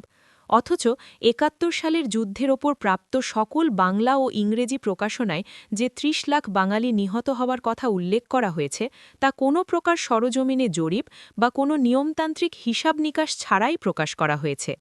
সিসেন ও রোজ উল্লেখ করেছেন ৩০ লাখ মৃতের এ সংখ্যাটি দেয়া হয়েছে ভারতের পক্ষ থেকে। অপরদিকে বাংলাদেশের কিছু সূত্র থেকে জানানো হয়েছে যে ঢাকায় ফিরে শেখ মুজিব ওই সংখ্যাটি ঘোষণা করেছিলেন এবং শেখ মুজিব পশ্চিম পাকিস্তানের জেলে ৯ মাসের বন্দিত্ব থেকে মুক্তি পাওয়ার পর তাকে মৃতের সংখ্যাটি বলা হয়। তবে এটি পরিষ্কার নয় কে তাকে কিসের ভিত্তিতে এই ৩০ লাখ মৃতের সংখ্যাটি বলেছিলেন। যা হোক, শেখ মুজিব নতুন সৃষ্ট বাংলাদেশে ফিরে এসে জনসম্মুখে ৩০ লাখ লোক নিহত হওয়ার কথা ঘোষণা করেন, যা সে সময় সকল সংবাদ মাধ্যম প্রচার করেছিল গুরুত্বের সাথে। ১৯৭২ সালের ১১ জানুয়ারি দি টাইম পত্রিকায় পিটার হেজেলহার্ট ঢাকা থেকে শেখ মুজিবের আবেগপূর্ণ ঘরে ফেরার উপর রিপোর্ট করেছিলেন। তাতে তিনি বলেন, স্বাধীন বাংলাদেশে শেখ মুজিব তার প্রথম জনসভায় বলেছেন, আমি জানতে পেরেছি তারা আমার ৩০ লাখ লোককে হত্যা করেছে। বন্দিদশা থেকে মুক্তি পাওয়ার পর আপাতদৃষ্টিতে তাকে বলা হয়েছে এর উপর ভিত্তি করে জনসম্মুখে ৩০ লাখ বাঙালির নিহত হওয়ার কথা বলার পর শেখ মুজিব এ ব্যাপারে প্রয়োজনীয় তথ্য প্রমাণ তৈরির জন্য ১৯৭২ সালে একটি তদন্ত কমিটি গঠন করেন। পরবর্তীতে ওই তদন্ত কমিটির তদন্তের ফলাফল বা তারা কি উদ্ঘাটন করেছেন সে সম্পর্কে কোনরূপ তথ্য পাওয়া যায়নি। অভিযোগে বর্ণিত পাক সেনাবাহিনী কর্তৃক ৩০ লাখ বাঙালি হত্যার ব্যাপক ও বহুল প্রচারিত ধারণা কোনো সরকারি রিপোর্টেও উল্লেখ করা হয়নি। কোনো প্রকারের যাচাই বাছাই ছাড়াই দশকের পর দশক ধরে দক্ষিণ এশিয়া ও পশ্চিমা দেশগুলোর তাত্ত্বিক মহল এবং সংবাদ মাধ্যমে ৩০ লাখ নিহত হওয়ার দাবির পুনরাবৃত্তি করা হয়েছে। পূর্ব পাকিস্তানের বিচ্ছিন্নতাবোধের ওপর তার গবেষণায় রওনক জাহান পাকিস্তান সেনাবাহিনীর বর্বরতা ও ব্যাপক হারে হত্যাকাণ্ডের ওপর লিখেছেন এবং উল্লেখ করেছেন যে দীর্ঘ ৯ মাসের সংগ্রামে ১ থেকে ৩ মিলিয়ন লোক নিহত হয়েছে। ৩১। তবে তিনি ওই ৩০ লাখের সংখ্যা কোথা থেকে পেয়েছেন তার কোনো উৎসের নাম উল্লেখ করেননি। ৩০ বছর পর ১৯৭১ সালের পূর্ব পাকিস্তানের সংঘাতের বিষয়ে একক সূত্র উল্লেখ করে সামান্থা পাওয়ার তার পুলিৎজার বিজয় গ্রন্থ এ প্রবলেম ফ্রম হেল শিরোনামের বইয়ে দাবি করেছেন ১৯৭১ সালের মার্চ মাসে আরম্ভ করে পাকিস্তান সেনাবাহিনীর ১০ থেকে ৩০ লাখ বাঙালি হত্যা করেছে এবং ধর্ষণ করেছে প্রায় ২ লাখ কিশোরী ও মহিলা। তবে তার এ দাবির পক্ষে তিনি কোনো সূত্র বা উৎসের নাম উল্লেখ করতে পারেননি। এদিকে সিসান ও রোজ মন্তব্য করেছেন, ভারত অবশ্য পূর্ব পাকিস্তানে পাক সেনাবাহিনীর বর্বরতা নিয়ে সুস্পষ্টভাবে একটি ঘটনা সাজানোর চেষ্টা করে, যেখানে তারা দেখতে পায় যে বিদেশি সংবাদ মাধ্যম কোনরূপ যাচাই বাছাই ছাড়াই ঢাকার বর্বরতার গল্পগুলো সত্য বলে বিশ্বাস করার ফাঁদে পড়ে ও অনেকখানি ফুলিয়ে ফাঁপিয়ে অব্যাহতভাবে প্রচারও করেছে। যখন কোনো প্রমাণ ছাড়াই অনেকে ৩০ লাখ বাঙালি নিহত হওয়ার খবর অব্যাহতভাবে প্রচার করছেন, তখন দৈবাৎ কোনো বিদেশি পর্যবেক্ষক এ ব্যাপারে দাবি ও প্রকৃত প্রমাণের মধ্যে বেশ বড় মাত্রার পার্থক্য খুঁজে পান। এরূপ একটি খবর দি গার্ডিয়ানে ছাপা হয় দি মিসিং মিলিয়ন্স শিরোনামের ১৯৭২ সালের ৬ জুন সংখ্যায়। তাতে প্রতিবেদক উইলিয়াম ড্রমো লিখেছেন, এই ৩০ লাখ মৃতের সংখ্যা যা শেখ মুজিব বাংলাদেশে ফিরে বারবার উচ্চারণ করেছেন, তা আন্তর্জাতিক প্রচার মাধ্যমের অনেকেই প্রচার করেছে কোনো রকম বাছবিচার ছাড়াই। বারবার এ সংখ্যার পক্ষে সমর্থন দানের মাধ্যমে দাবিটা একরকম বৈধতা প্রাপ্তির পর্যায়ে পৌঁছে যাচ্ছে এবং ধীরে ধীরে এমন এক পরিবেশ সৃষ্টি হয়েছে যে সত্য উদ্ধারের জন্য কোনো তথ্য উপাত্তে প্রয়োজন হচ্ছে না। বাংলাদেশে আমার অসংখ্যবার ভ্রমণ এবং সেখানকার গ্রাম ও সরকারি পর্যায়ে অসংখ্য মানুষের সাথে আলাপ আলোচনার ভিত্তিতে আমার সিদ্ধান্ত হচ্ছে ৩০ লাখ মৃতের সংখ্যাটি এতটাই অতিরঞ্জিত যে এটা একেবারেই অসম্ভব একটি বিষয়। ১৯৭১ সালের এপ্রিল মাসে হেনরি কিসিঞ্জারের মন্তব্য ছিল এইরূপ, বাঙালিরা দাবি করেছিল কবরে আছে ১,০০০ লাশ, সেখানে পাওয়া গেছে ২০টিরও কম মৃতদেহ।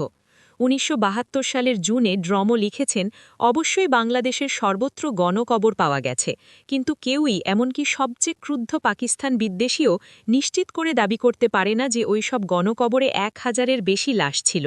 তাছাড়া ওইসব গণকবরে একটি লাশ পাওয়ার অর্থ এই নয় যে তার হতভাগা নিহত হয়েছে পাকিস্তান সেনাবাহিনীর হাতে। আমি আগের অধ্যায়গুলোতে আমার ব্যক্তিগত অভিজ্ঞতার কথা উল্লেখ করেছি, যা প্রায় একই ধরনের। প্রকৃতপক্ষে কবরগুলো থেকে নিয়মতান্ত্রিকভাবে লাশের শনাক্তকরণ, গণনা করা সহ বৈজ্ঞানিক পদ্ধতিতে স্বচ্ছতার ভিত্তিতে একটা মোটামুটি সঠিক তথ্য প্রকাশ করার প্রয়োজন ছিল, যা বাংলাদেশ সরকার বা তার দেশের সংশ্লিষ্ট প্রতিষ্ঠান যারা এ ব্যাপারে নিয়মিত গবেষণা করছেন তারা করেননি। কেবলমাত্র ঢাকা বিশ্ববিদ্যালয়ের হত্যাকাণ্ড এবং সেখানকার লাশগুলোর সঠিক হিসাব নিকেশ ইত্যাদি সহজেই করা যেত, যা আমি ইতিমধ্যেই এই বইয়ে উল্লেখ করেছি। এছাড়া ড্রমো ১৯৭২ সালে উল্লেখ করেছিলেন, বৈজ্ঞানিক পদ্ধতিতে লাশের বিস্তারিত তথ্য না পাওয়া পর্যন্ত নিশ্চিত করে কেউই বলতে পারে না যে ওই লাশগুলো বাঙালি না বাঙালি নয়, তারা যোদ্ধা না যোদ্ধা নয়, অথবা তাদের কি পাকিস্তান সেনাবাহিনী হত্যা করেছে কি করেনি। অদিষ্টের অদ্ভিহাস ড্রমো স্বীকার করেছেন পাকিস্তানিরা অবশ্যই বাঙালিকে মেরেছে, তবে নিহতের সংখ্যা নিয়ে বাঙালিদের দাবি ছিল একেবারে অসম্ভব, অবাস্তব, যা পুরো বিশ্বাসযোগ্যতাকেই প্রশ্নবিদ্ধ করেছে। ড্রমো রিপোর্ট করেছিলেন যে বাংলাদেশের স্বরাষ্ট্র মন্ত্রণালয় ১৯৭২ সালে সরজমিনে তদন্ত করে পাক বাহিনীর হাতে ২,০০০ মৃত্যুর অভিযোগ পেয়েছিল মাত্র। এই পরিস্থিতিতে ৩০ লাখের সংখ্যাটি স্রেস একটি বিশাল গুজব ছাড়া আর কিছুই মনে হয় না। বিশ্বাসযোগ্য হিসাব নিকাশ দ্বারা এর একটা সুরাহা না করা পর্যন্ত পণ্ডিত ব্যক্তিদের এ বিশাল সংখ্যাটির পুনরাবৃত্তি করা অবশ্যই বন্ধ হওয়া উচিত।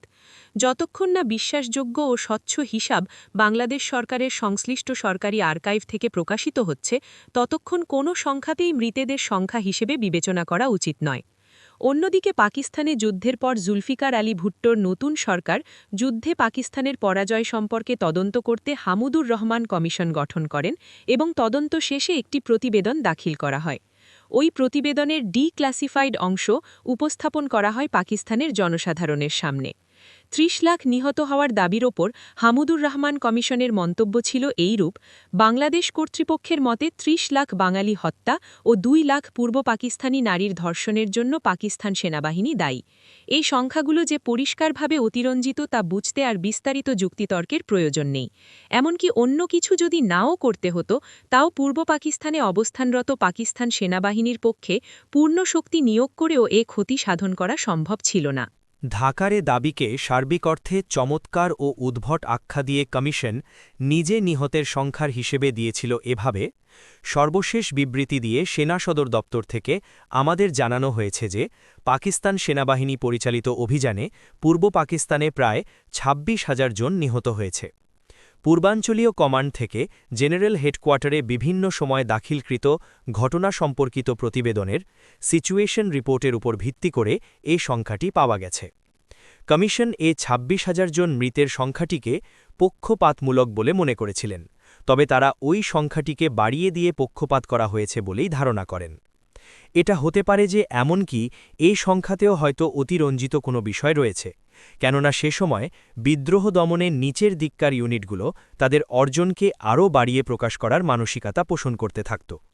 অন্য কোনো নির্ভরযোগ্য তথ্যের অভাবে কমিশন ২৬,০০০ মৃতের সংখ্যাকে যুক্তিসহ সঠিক হিসেবে গ্রহণ করেছিল এবং এর পক্ষে যুক্তি ছিল যে পূর্ব পাকিস্তান থেকে জেনারেল হেডকোয়ার্টারে প্রতিবেদনগুলো পাঠানো হয়েছিল এমনই এক সময় যখন পূর্ব পাকিস্তানে দায়িত্বরত সেনা কর্মকর্তাদের কোনো আগ্রহই ছিল না এসব বিষয়ে কোনো ধরনের জবাবদিহিতার। পাকিস্তানের গৃহযুদ্ধে দুপক্ষের দাবির উপর ভিত্তি করে আমার হাতে যে তথ্য আছে তা হচ্ছে এক পক্ষের দাবি ২৬,০০০ নিহত হওয়ার, যা তারা পূর্ব পাকিস্তানের পরিস্থিতি নিয়ে জেনারেল হেডকোয়ার্টারে প্রেরিত যেসব প্রতিবেদন তদন্ত কমিশনে দাখিল করেছিল তার উপর ভিত্তি করে প্রতিষ্ঠিত। দ্বিতীয় পক্ষের অর্থাৎ বাংলাদেশ ভারতের দাবি হল ৩০ লাখ লোক নিহত হওয়ার, যার কোনো ভিত্তি নেই, অর্থাৎ কোনো কিছুর ওপর ভিত্তি না করেই তারা নিহতের সংখ্যা ৩০ লাখ বলে দাবি করেছে। ১৯৭১ সালের সংঘাতের উপর রীতিসম্মত উপায়ে গবেষণার সময় সিসেন ও রোজ যুদ্ধে প্রকৃতপক্ষে কতজন মারা গিয়েছিল সে প্রশ্নের সঠিক উত্তর পেতে চেষ্টা করেছিলেন। তারা লিখেছেন, তার তো পাকিস্তানি নৃশংসতার বলি হিসেবে ৩০ লাখ বাঙালি হত্যার সংখ্যাটি নির্ধারণ করেছে ও আজ পর্যন্ত এ সংখ্যাটি সর্বত্র উল্লেখ করা হচ্ছে। আমরা দুজন ভারতীয় অর্থকার্যা যারা ১৯৭১ সালে বাংলাদেশের ব্যাপারে দায়িত্বশীল পদে আসীন ছিলেন তাদের সাক্ষাৎকার নিয়েছি। তাদের যখন জিজ্ঞেস করা হয় পূর্ব পাকিস্তানের গৃহযুদ্ধে ১৯৭১ সালে সঠিক হিসেবে কতজন লোক নিহত হয়েছে, তখন তাদের একজন উত্তর দিয়ে বলেছিলেন প্রায় ৩ লাখ। যখন তার দেয়া সংখ্যাটি তার সহকর্মীর চোখের ইশারায় অনুমোদন পেল না, তখন তিনি সংখ্যাটি পরিবর্তন করে বললেন ৩ থেকে ৫ লাখ হবে। ভারতীয় এই কর্মকর্তাদের মন্তব্যের প্রেক্ষিতে এটাই প্রতিফলিত হয়েছিল যে ভারতীয় কর্তৃপক্ষ কোনো বাস্তব হিসাব ছাড়া মৃতের সংখ্যা নির্ধারণ করেছিল এবং যতটা সম্ভব বেশি করে উল্লেখ করা যায় সেদিকেও তাদের একটা প্রবণতা ছিল। এ যুক্তিতে এটা বলা যায় যে প্রথম কর্মকর্তাটি নিহতের সংখ্যা ৩০,০০০ বলে যা উল্লেখ করেন তাও ছিল অতিরঞ্জিত, কিন্তু তার সহকর্মী অন্য কর্মকর্তাটি একেও ততটা বড় করে দেখানো হয়নি এমন চিন্তা থেকে তা ৫,০০০তে উন্নীত করেন। এ দুটো সংখ্যার একটিও মাঠ পর্যায়ের কোনো হিসাব বা তথ্যের উপর ভিত্তি করা হয়নি, আর তাই উভয় সংখ্যাকেই প্রত্যাখ্যান করা দরকার। সিসন ও রোজ নিহতদের সঠিক সংখ্যা নির্ধারণে আরও কয়েকটি গুরুত্বপূর্ণ বিষয় বিবেচনায় এনেছিলেন, তা হচ্ছে ১. এদের মধ্যে স্বাধীনতাকামী যোদ্ধা ছিলেন কতজন, ২. কতজন বিহারি মুসলমান ও পাকিস্তান সমর্থক ছিল যাদের বাঙালি মুসলমানেরা হত্যা করেছে, ৩. সংঘর্ষের সময় পাকিস্তানি, ভারতীয় ও মুক্তিবাহিনীর গুলি ও বোমায় কতজন লোক নিহত হয়েছেন। একটি বিষয় পরিষ্কার, আর তা হচ্ছে নৃশংসতা ঠিক এককভাবে হয়নি, যদিও এই নৃশংসতার মূল ভুক্তভোগী ছিল বাঙালি মুসলমান ও হিন্দুরা। পূর্বের অধ্যায়গুলোতে দেখানো হয়েছে যে সংঘাতের সময় নিহতদের একটা বড় অংশ ছিল উগ্র বাঙালি জাতীয়তাবাদীদের হাতে অনাবাঙালি সম্প্রদায়। এই অনাবাঙালিদের হত্যা করা হয়েছিল নারী, পুরুষ, শিশু বাছবিচার ছাড়াই। অন্যদিকে পাকিস্তানি সেনারা হত্যা করেছিল শুধুমাত্র প্রাপ্তবয়স্ক বাঙালি পুরুষদের। বাঙালি ও অনাবাঙালিদের হাতাহতের সংখ্যা নিরূপণে আবার সুনির্দিষ্ট কোনো তালিকা পাওয়া সম্ভব নয়। হাতাহতদের মধ্যে কারা যোদ্ধার কারা যোদ্ধা নয় তাও চিহ্নিত করা দুরূহ, কারণ বাংলাদেশের পক্ষে যারা যুদ্ধ করেছেন তাদের বেশিরভাগই ছিলেন বেসামরিক ব্যক্তি অথবা বেসামরিক পোশাক পরা ব্যক্তি। এই গবেষণায় যেমন দেখা গেছে যে যেখানে অনেক বেসামরিক ব্যক্তি পরিকল্পিত হত্যাযজ্ঞের মুখোমুখি হয়েছেন, তেমনি অনেক বেসামরিক নাগরিক নিশ্চিহ্ন হয়েছেন ক্রস ফায়ারে বা বোমা বর্ষণের শিকার হয়ে। বাস্তবতার নিরিখে যুদ্ধে হাতাহতের ঘটনায় বিশ্বাসযোগ্যতার সাথে নির্দিষ্ট শ্রেণীবিন্যাস উপস্থাপন করা কোনোভাবেই সম্ভব নয়, যেমন নিহতরা কি বাঙালি ছিল না অনাবাঙালি, যোদ্ধা না যোদ্ধা নয়, হত্যাকাণ্ড কি পরিকল্পিতভাবে ঘটানো হয়েছে নাকি সেটা ছিল কথিত কোল্যাটেরাল ড্যামেজ। এক্ষেত্রে আরেকটি জটিলতা হচ্ছে যে সংঘর্ষকালে হাতাহতের ঘটনা ঘটেছে বিভিন্ন সময় বিক্ষিপ্তভাবে। আগেই উল্লেখ করা হয়েছে যে অধিকাংশ হত্যাকাণ্ডই ঘটেছিল সংঘাত শুরু হওয়ার প্রাককালে মার্চ-এপ্রিল মাসে ও শেষের দিকে যখন নভেম্বর-ডিসেম্বর মাসে ভারত পাকিস্তানের মধ্যে পূর্ণমাত্রার যুদ্ধ শুরু হয়েছিল। কিছু গ্রামে এককভাবে বড় ধরনের হত্যাকাণ্ড ঘটেছিল, যেমন চুকনগর, থানাপাড়া, চোরাসাথিয়ার। অবশ্য বাকি প্রায় সব গ্রামেই তুলনামূলক এমন কোনো দুর্ঘটনাই ঘটেনি। কাজেই কোনো একটি বিশেষ জেলা থেকে বা একটি বিশেষ সপ্তাহের মোট মৃতের সংখ্যা নিয়ে মোট মৃতের সংখ্যা বের করা কোনোভাবেই সম্ভব নয়। সশস্ত্র বাহিনীর কাছ থেকেই একমাত্র যথাযথভাবে মাথা গণনা বা সৈন্য সংখ্যা, আহত ও নিহতের সংখ্যা পাওয়া যেতে পারে, তবে সেগুলোও প্রায়শই একদম সুনির্দিষ্ট হয় না, যেমন সচরাচর মনে করা হয়। ভারতীয় সেনাবাহিনীর লেফটেন্যান্ট জেনারেল JFR জ্যাকাবের মতে ডিসেম্বর মাসেই শুধু ভারতের হতাহতের সংখ্যা 1421 জন নিহত, 4058 জন আহত ও 56 জন নিখোঁজ মৃত ধরা হয়।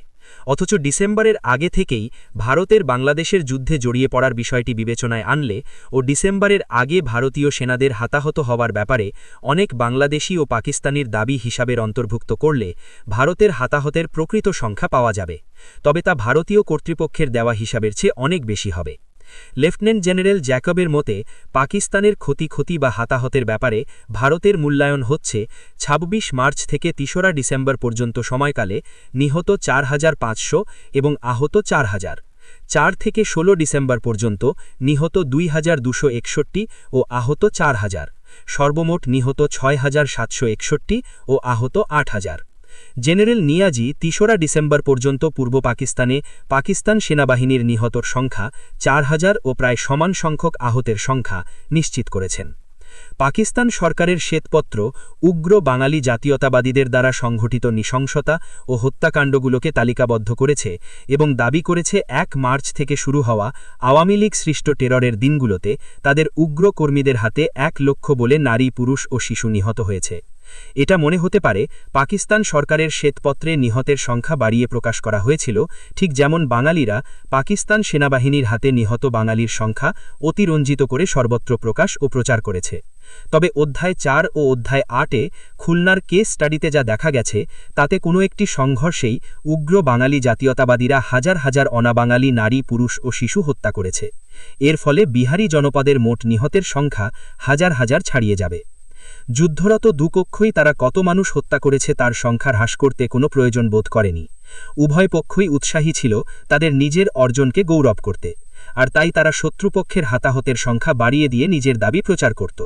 সেনা অভিযান আরম্ভ হওয়ার পরবর্তী সপ্তাহগুলোতে উভয় পক্ষের মধ্যেই ভয়ানক রক্তপাত ও ব্যাপক হতাহত হওয়ার ঘটনা প্রত্যক্ষ করা গেছে। চতুর্থ অধ্যায়ে যেমন উল্লেখ করা হয়েছে, কুষ্টিয়াতে দীর্ঘ সময় ধরে যুদ্ধ ও অ্যাম্বুশে প্রায় ১৪৪ জন পাক সেনা নিহত হওয়ার কথা। অবশ্য টাঙ্গাইলের সাথিয়ার চোড়ায় স্বাধীনতাকামী গেরিলারা নিজেরা নিশ্চিহ্ন হয়ে যাওয়ার আগে মাত্র কয়েক মিনিটের মধ্যে ২০০ থেকে ২৫০ জন পাক সেনা হত্যার যে দাবি করেছে তা কিন্তু অতিরঞ্জিত বলেই মনে হয়। অ্যাসোসিয়েট প্রেসের ফটোগ্রাফার, যিনি ২৫-২৬ মার্চ সামরিক অভিযান শুরুর পর অন্য ফরেন সাংবাদিকদের ন্যায় পূর্ব পাকিস্তান থেকে বিতাড়িত এড়াতে ঢাকায় কয়েকদিন আত্মগোপন করেছিলেন, তিনি পাঠানো এক প্রতিবেদনে উল্লেখ করেন যে ঢাকা বিশ্ববিদ্যালয়ের ইকবাল হলে ২০০ জন ছাত্রকে হত্যা করা হয়েছে।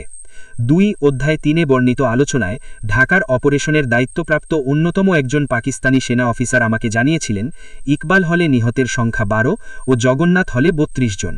আবার ওই অধ্যায়ে প্রত্যক্ষদর্শীর বিবরণে সম্পর্কিত আলোচনায় যা দেখা গেছে তাতে যাদের জোর করে লাশ বহন করানো হয়েছে ও পরে গুলি করে হত্যা করা হয়েছে তাদের সহ নিহতের সংখ্যা ৭০ থেকে ৩০০ জন পর্যন্ত ছিল। বিশ্ববিদ্যালয়ের অভিযান পরিচালনাকারী সেনা ইউনিটের কমান্ডিং অফিসারও ওরকম হিসাব দিয়েছিলেন। অন্যদিকে বিশ্ববিদ্যালয়ের স্মৃতিসৌধে তালিকাবদ্ধ করা হয়েছে মোট ১৪৯ জনের নাম, যারা ওই বছর যুদ্ধে নিহত হয়েছেন। এ সবকিছুই হচ্ছে সেনা অভিযানের প্রাথমিক পর্যায়ে পাঠানো পত্রিকায় প্রতিবেদনে উল্লেখিত নিহতের সংখ্যার সাথে পরস্পর বিরোধী। একইভাবে অধ্যায় ৪-এ যা আলোচনা করা হয়েছে যে পাক বাহিনী ২৬ মার্চ পুরনো ঢাকার হিন্দু এলাকা শাখারীপট্টি আক্রমণ করেছিল ও আমার সাক্ষাৎকার দেয়া প্রত্যক্ষদর্শী ও বেঁচে থাকা লোকদের দেওয়া বর্ণনা থেকে জানা যায় সেখানে ১৪-১৫ জন পুরুষ ও একজন শিশু নিহত হয়েছিল। অন্যদিকে একজন সুপরিচিত পাকিস্তানি সাংবাদিক তার রিপোর্টে সেখানে ৮,০০০ লোক নিহত হওয়ার কথা উল্লেখ করেছেন। ৬ অধ্যায়ে চুকনগরে হিন্দু শরণার্থীদের হত্যাকাণ্ড নিয়ে যেসব তথ্য প্রমাণ উপস্থাপন করা হয়েছে তা একটি বড় ধরনের হত্যাকাণ্ডের কথাই ফুটিয়ে তোলে, যেখানে ২০ মে শত শত হিন্দুকে হত্যা করা হয়েছিল। এটাই স্থানীয় ও বাংলাদেশি লেখক বুদ্ধিজীবীদের কাছে যথেষ্ট ওই ঘটনাটিকে বাংলাদেশের সবচেয়ে ভয়াবহ ও বড় হত্যাকাণ্ড হিসেবে চিত্রায়িত করায়। তাদের দাবি হল সেদিন এক প্লাটুন পাক সেনা তাদের অস্ত্র দিয়ে ১০,০০০-এরও বেশি মানুষকে হত্যা করেছিল। প্রাপ্ত সাক্ষ্য প্রমাণ যা এই গবেষণায় আলোচনা করা হয়েছে তাতে যুক্তিসঙ্গত আস্থার সাথে আন্দাজ করা যায় যে ১৯৭১ সালের পূর্ব পাকিস্তান বাংলাদেশ সংঘাতে কমপক্ষে ৫০,০০০ থেকে ১ লাখ মানুষ নিহত হয়েছিলেন, যাদের মধ্যে ছিলেন বাঙালি, অনাবাঙালি, হিন্দু, মুসলমান, যোদ্ধা নয় এমন ব্যক্তি এবং ভারতীয় ও পাকিস্তানি। 1 লাখের বেশি আহতের সংখ্যা নির্ধারণ করা হলে তাকে যুক্তিসঙ্গত বলা যেতে পারে, তবে তার চেয়ে বেশি বলে দাবি করা হলে তা হবে কোনো অর্থহীন ধারণা। নিপীড়নের শিকার ও সন্ত্রাসের সংস্কৃতি। মৃতের সংখ্যা যাই হোক না কেন, ১৯৭১ সালের সংঘাতকালীন সময়ের মৃত্যুগুলোর ধরন ব্যাপক গণহত্যার ন্যায় কিনা সেটাই দেখার বিষয়। গণহত্যার অপরাধ নিহতের সংখ্যার উপর ভিত্তি করে নির্ণীত হয় না, বরং হত্যাকাণ্ড কী জাতীয়তা, গোত্র, জাতি বা ধর্মের উপর ভিত্তি করে সংগঠিত হয়েছে কিনা সেটাই জানার বিষয়। গণহত্যার অপরাধ বন্ধ ও এর শাস্তি সম্পর্কিত জাতিসংঘের ১৯৪৮ সালের convention, United Nations convention on the prevention and punishment of the crime of genocide of 1948 অনুযায়ী গণহত্যার সংজ্ঞা হচ্ছে, গণহত্যা বলতে বোঝায় নিম্নলিখিত যে কোনো একটি তৎপরতাকে যেখানে এসব পদক্ষেপ নেওয়া হয় কোনো একটি জাতি, সম্প্রদায় বা ধর্মীয় গোষ্ঠীর পূর্ণ বা আংশিক বিনাশ সাধনের উদ্দেশ্যে। ক কোনো গোষ্ঠীর সদস্যকে হত্যা করা। খ কোনো গোষ্ঠী বা দলের কোনো সদস্যের শারীরিক বা মানসিক বিশেষ ক্ষতি সাধন করা। গ কোনো গোষ্ঠীর জীবনযাত্রায় পরিকল্পিত উপায়ে আঘাত করা যাতে তাদের সম্পূর্ণরূপে বা আংশিকভাবে বিনাশ সাধন করা যায় এমন কোনো পদক্ষেপ গ্রহণ করা। ঘ গোষ্ঠীর মধ্যে জন্মনিরোধ করার উদ্দেশ্যে কোনো পদ্ধতির অবলম্বন করা। এক গোষ্ঠীর শিশুদের অন্য গোষ্ঠীর কাছে জোর করে বিতরণ করা। পাকিস্তান সেনাবাহিনী কর্তৃক বাঙালিদের হত্যাকাণ্ডকে একটি গণহত্যা হিসেবে অভিযোগ আনায় একাধিক সমস্যার সৃষ্টি হয়েছে। প্রথমে বলা প্রয়োজন, পূর্ব পাকিস্তানে প্রায় ৭০ মিলিয়ন জনসংখ্যার সবাই ছিল বাঙালি। তাই টার্গেট জনগোষ্ঠীকে বাঙালি বলা হবে অযৌক্তিক, কারণ এত বড় জনগোষ্ঠীকে লক্ষ্যবস্তুতে পরিণত করা সহজ কাজ নয়। এদিকে যারা স্বাধীন বাংলাদেশ গঠনের জন্য পাকিস্তানিদের বিরুদ্ধে যুদ্ধ করছিল তারা সকলেই ছিল সংখ্যাগরিষ্ঠ বাঙালি অধ্যুষিত প্রদেশের বাঙালি। সেক্ষেত্রে আশ্চর্য হওয়ার তো কিছু নেই যে বিদ্রোহ দমনে পাকবাহিনীর হাতে যারা নিহত হয়েছেন স্বাভাবিকভাবেই তারা বাঙালিই হবেন। এই গবেষণায় স্পষ্টত দেখা যায় পাকিস্তান সেনাবাহিনী নির্বিচারে সব বাঙালিকে হত্যা করেনি। এমনকি যেসব স্থানে ভয়াবহ হত্যাকাণ্ড সংগঠিত হয়েছিল, যেমন থানাপাড়া, চুকনগর ও বড়ইতলা, সেখানেও বেছে বেছে প্রাপ্তবয়স্ক পুরুষদের হত্যা করা হয়েছিল এবং নারী ও শিশুদের ছেড়ে দেওয়া হয়েছে। ২৫-২৬ মার্চ ঢাকা বিশ্ববিদ্যালয়ে শুরু হওয়া সেনা অভিযানের শেষ পর্যন্ত সংগঠিত হত্যাকাণ্ডের ধরন ছিল প্রায় একই। প্রাপ্তবয়স্ক পুরুষদের হত্যা করা হলেও নারী ও শিশুদের রেহাই দেয়া হয়। ঢাকা বিশ্ববিদ্যালয়ে আবার প্রাপ্তবয়স্ক অবাঙালি পুরুষ কর্মচারীদেরও হত্যা করা হয়েছে। অন্যদিকে সকল প্রাপ্তবয়স্ক বাঙালি পুরুষরাও পাক বাহিনীর হত্যার টার্গেট ছিলেন না। অনেক বাঙালি পুরুষ ছিলেন পাক জান্তার সমর্থক, যাদের বলা হতো রাজাকার। অনেক প্রাপ্তবয়স্ক বাঙালি ছিল দুপক্ষের ক্ষেত্রেই নিষ্ক্রিয়, এবং এ ধরনের পুরুষদের বেশিরভাগই যুদ্ধের মাঝেও বেঁচে গেছেন। এমনকি জেরা করার জন্য প্রকৃত গেরিলাদের সাথে, যেমন ঢাকার গেরিলা দলে, তাদের ধরে নিয়ে গেলেও জেরার পর তাদের ছেড়ে দেয়া হয়েছে। যা হোক, কেবলমাত্র ধর্মীয় পরিচয়ের কারণে হিন্দু পুরুষদের অধিক হারে গেরিলা বলে সন্দেহ করেছিল পাক সেনারা।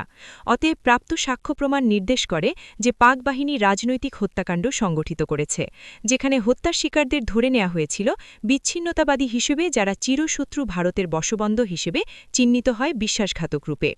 যুদ্ধ নয় এমন পরিস্থিতিতে নৃশংস বিচার বহির্ভূত রাজনৈতিক হত্যাকাণ্ডকে নিঃসন্দেহে নিন্দা জানানো উচিত। তবে এক্ষেত্রে ১৯৭১ সালে পূর্ব পাকিস্তানে বা বিশ্বের অন্য কোথাও সংগঠিত হত্যাকাণ্ডকে জাতিসংঘের নির্ধারিত গণহত্যার সংজ্ঞায় ফেলা যায় না। যা হোক, সরাসরি যুদ্ধ ছাড়া পাক সেনাবাহিনী তাদের টার্গেট বিচ্ছিন্নতাবাদী গেরিলাদের শনাক্ত করার ক্ষেত্রে বিশেষ কিছু পরিচয়, প্রকৃত পরিচয় নাও হতে পারে, শ্রেণী বা প্রোফাইলের উপর ভিত্তি করে এগিয়ে যেত। যেমন রাজনৈতিক মতাদর্শ, যেমন ধরা যায় আওয়ামী লীগের সদস্য। আবার কোনো কোনো সময় বয়স, প্রাপ্তবয়স্ক, লিঙ্গ, পুরুষ এবং ধর্মের উপর ভিত্তি করে তারা গেরিলাদের চিহ্নিত করত। শেষের দিকে গেরিলা চিহ্নিতকরণের গণ্ডি যেন ছোট হয়ে আসে, যেখানে ধর্ম অর্থাৎ হিন্দুত্বই টার্গেট হয়ে দাঁড়ায়, এবং এভাবে একটি বিশেষ ধর্মের অনুসারীদের টার্গেট মনে করায় তা পাক বাহিনীকে হত্যাকাণ্ডের দিকে ঠেলে দেয়। এসব হত্যাকাণ্ড রাজনৈতিক উদ্দেশ্য প্রণোদিত হলেও প্রকৃতি অনুযায়ী এগুলোকে গণহত্যাও বলা যেতে পারে। এরপরেও ১৯৭১ সালে অনেক হিন্দুই পাকবাহিনীর হাত থেকে অক্ষত ছিলেন। অধ্যায় ৬-এ প্রত্যক্ষদর্শীর বর্ণনায় জানা যায়, অনেক হিন্দুই তাদের বাড়িঘর ছেড়ে ভারতে আশ্রয় নিয়েছিলেন পাক সেনাবাহিনীর হামলার জন্য নয়, বরং প্রতিবেশী বাঙালি মুসলমানদের হাতে নির্যাতন সহ্য না করতে পেরেই তারা দেশ ছেড়ে চলে যান। সে সময় আবার অসংখ্য হিন্দু সম্পূর্ণ অরাজনৈতিক কারণে তাদের প্রতিবেশী বাঙালি মুসলমানদের হাতে নাজেহাল হন, যেখানে হিন্দুদের ঘরবাড়ি ও সম্পত্তি দখলের লোভই ছিল মূল উদ্দেশ্য। হিন্দুদের ভয়ভীতি প্রদর্শন, হত্যা ও বিতাড়ন তা পাকবাহিনী বা বাঙালি মুসলমান যাদের দ্বারাই হোক না কেন তা পরবর্তীতে জাতিগত নির্মূল অভিযান হিসেবে চিহ্নিত হয়েছে। যখন ধর্মীয় পরিচয় ভিত্তিতে পাক সেনাবাহিনী যে রাজনৈতিক হত্যাকাণ্ড চালিয়েছে তা যদি গণহত্যা হিসেবে চিহ্নিত হয় তাহলে বাঙালিদের হাতে অবাঙালি বিহারি ও পশ্চিম পাকিস্তানিদের হত্যাকাণ্ডকেও পরিষ্কারভাবে জাতিসংঘের সংজ্ঞায় গণহত্যা বলা যায়। এ গবেষণায় অসংখ্য উদাহরণ তুলে ধরা হয়েছে, যাতে দেখা যায় পূর্ব পাকিস্তানে অনেক বাঙালি মুসলমান, অবাঙালি মুসলমান এবং বাঙালি ও অবাঙালি হিন্দুদের বিরুদ্ধে গণহত্যা ও জাতিগত নির্মূল অভিযান চালিয়েছে। এক্ষেত্রে ভুক্তভোগীদের টার্গেট করা হয়েছে জাতিগত ও ধর্মীয় পরিচয়ের ভিত্তিতেই। তথ্যের দ্বারা প্রমাণের প্রয়োজনীয়তাকে পরম আনন্দে অবজ্ঞা করে বাংলাদেশের স্বাধীনতার সাহিত্যসমূহ ১৯৭১-এর বর্ণনায় গণহত্যা, ব্যাপক হত্যাকাণ্ড, কনসেন্ট্রেশন ক্যাম্প জাতীয় শব্দগুলো বারংবার উল্লেখ করে নাৎজি জার্মানির বিভীষিকার সাথে তুলনা করে সুবিধা আদায়ের জন্য ব্যবহার করেছে। তাই বাংলাদেশে মিলিয়ন বা লাখ লাখ মৃতের কথা উল্লেখ করার প্রয়োজন হয়েছে দ্বিতীয় বিশ্বযুদ্ধে ৬০ লাখ ইহুদি হত্যাযজ্ঞের সাথে তুলনা করে, আন্তর্জাতিক সম্প্রদায়ের দৃষ্টি ও সহানুভূতি কাড়ার লক্ষ্যে। এদিকে নাছোড়বান্দার মতো নিপীড়ন নির্যাতনের শিকার সংক্রান্ত সংস্কৃতি বপন করা হয়েছে, যেখানে শুধু রয়েছে অপরের প্রতি অভিযোগের পর অভিযোগ। পশ্চিম পাকিস্তানের হাতে শোষণ, বঞ্চনার শিকার হওয়া, ১৯৭১-এর গণহত্যা, অযত্নশীল বিশ্বের অবহেলা তো বটেই, একসময়ের মুক্তিদাতা ভারতের বিরুদ্ধেও শোষণের অভিযোগ উত্থাপন করে আসছে বাংলাদেশিরা। এটা অত্যন্ত গুরুত্বের সাথে বিবেচনা করা ও জোর দেয়া প্রয়োজন যে পূর্ব পাকিস্তানে ১৯৭১ সালের সংঘাত ও দ্বিতীয় বিশ্বযুদ্ধের সময় নাৎজি ও তার মিত্রদের দ্বারা ইউরোপের কয়েক মিলিয়ন ইহুদি, অন্যান্য অল্পসংখ্যক ও ভিন্ন মতাদর্শের লোকদের পরিকল্পিত নির্মূল অভিযানের মধ্যে কোনো তুলনা করা যায় না। নির্বোধের মতো এরূপ তুলনা করা নাৎজিদের হাতে নিহত এবং ১৯৭১ সালের সংঘর্ষে নিহতদের নিছক বিদ্রূপ করারই শামিল। এক্ষেত্রে হত্যাকাণ্ড বা নিহতদের ভোগান্তিকে অতি গুরুত্বপূর্ণ এবং আরও ভয়াবহ রূপে প্রদর্শন করার লক্ষ্যে কোনরূপ অতিরঞ্জন করার প্রয়োজন নেই। ১৯৭১ সালের ২৫-২৬ মার্চ রাতে পাকিস্তানি সেনারা যখন শেখ মুজিবকে গ্রেফতার করার জন্য তার বাড়িতে আসে, তখন তিনি ওভাবে গ্রেফতার হওয়ারই আশঙ্কা করছিলেন। সেনারা তাকে গ্রেফতার করে নিয়ে যায় এবং রাষ্ট্রদ্রোহিতার অভিযোগে অভিহিত করে কারাবন্দী করে রাখে। ১৯৭৫ সালের ১৫ আগস্ট বাংলাদেশি সেনারা শেখ মুজিবের ওই একই বাড়িতে তাকে গ্রেফতার করতে আসলে তিনি তাদের নিজের লোক হিসেবে বিবেচনা করে সামনে এগিয়ে গিয়েছিলেন।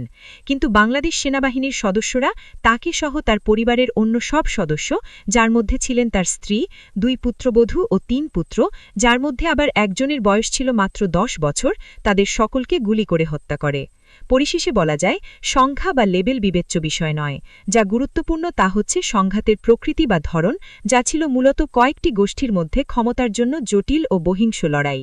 ১৯৭১-এর যুদ্ধ এক সাগর সহিংসার স্মৃতি রেখে গেছে, যেখানে দেখা গেছে ভিন্ন মতের প্রতি অসহিষ্ণুতা, রাজনৈতিক প্রতিপক্ষকে ভীতি প্রদর্শন, পাশবিকতা ও নির্মূল করার মধ্য দিয়ে মোকাবেলা করার উদ্গ্র সংস্কৃতি।